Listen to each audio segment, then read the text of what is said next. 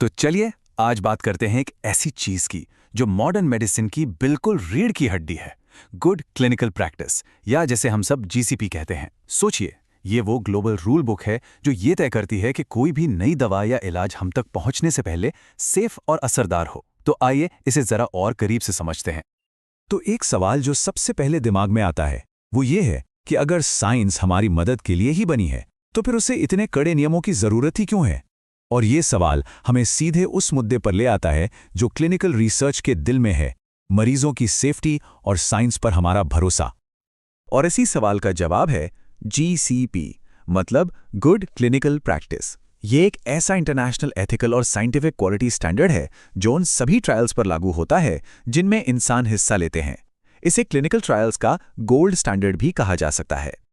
अब देखिए, जीसीपी का पूरा मकसद सिर्फ दो चीजों पर टिका है, और ये दो चीजें नॉन नेगोशिएबल हैं। पहली, जो लोग ट्रायल में हिस्सा ले रहे हैं उन्हें प्रोटेक्ट करना, और दूसरी, ये पक्का करना कि जो भी डेटा मिल रहा है वो भरोसे के लायक हो, एकदम क्रेडिबल हो। सारी कहानी इन्हीं दो लक्ष्यों के इर्द गिर्द घूमती है।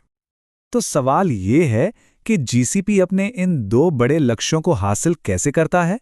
असल में इसके 13 मेन प्रिंसिपल्स हैं, लेकिन उन्हें समझने का सबसे आसान तरीका है कि हम इन्हें 3 बड़ी थीम्स में बांट लें।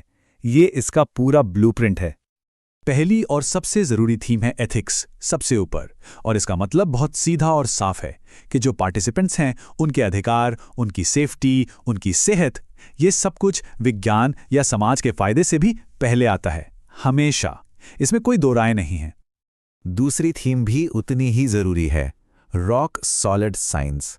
इसका मतलब है कि कोई भी ट्रायल सिर्फ अंदाजे पर नहीं हो सकता, वो साइंटिफिकली साउंड होना चाहिए, उसके पीछे कोई सबूत होना चाहिए, और सबसे जरूरी, एक साफ, पहले से अप्रूव किया हुआ प्लान होना चाहिए जिसे हम प्रोटोकॉल कहते हैं। तभी तो इस रिसर्च का कोई मतलब निकलेगा, है ना। और तीसरी और आखिरी थीम है एकदम साफ भूमिकाएं और रिकॉर्ड्स। मतलब सबको पता होता है कि किसका क्या काम है, और जो भी डेटा इकट्ठा हो रहा है उसे पूरी जिम्मेदारी और ईमानदारी से संभाला जाता है। और यहीं पर ALCOA+ जैसा एक कॉन्सेप्ट आता है। ये बस ये पक्का करने का एक तरीका है कि डेटा पूरा हो, सटीक हो और हर लिहाज से भरोसे के लायक हो। तो अब जब हम ये समझ गए हैं कि क्या करना है, तो चलिए आगे बढ़ते हैं और देखते हैं कि कौन इसे करता है। एक क्लिनिकल ट्रायल को कामयाब बनाने के पीछे कौन कौन से बड़े खिलाड़ी होते हैं। इस पूरी प्रक्रिया में 3 मेन प्लेयर्स होते हैं। इसे ऐसे समझिए, स्पॉन्सर वो है जिसके पास आइडिया और पैसा है। इन्वेस्टिगेटर एक कुशल डॉक्टर की तरह उस आइडिया को जमीन पर उतारता है, मरीजों का ध्यान रखता है और डेटा इकट्ठा करता है।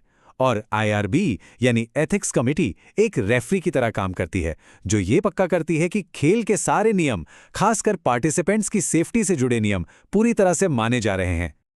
एक बात समझनी बहुत जरूरी है, जीसीपी कोई पुराना धूल में पड़ा हुआ दस्तावेज नहीं है।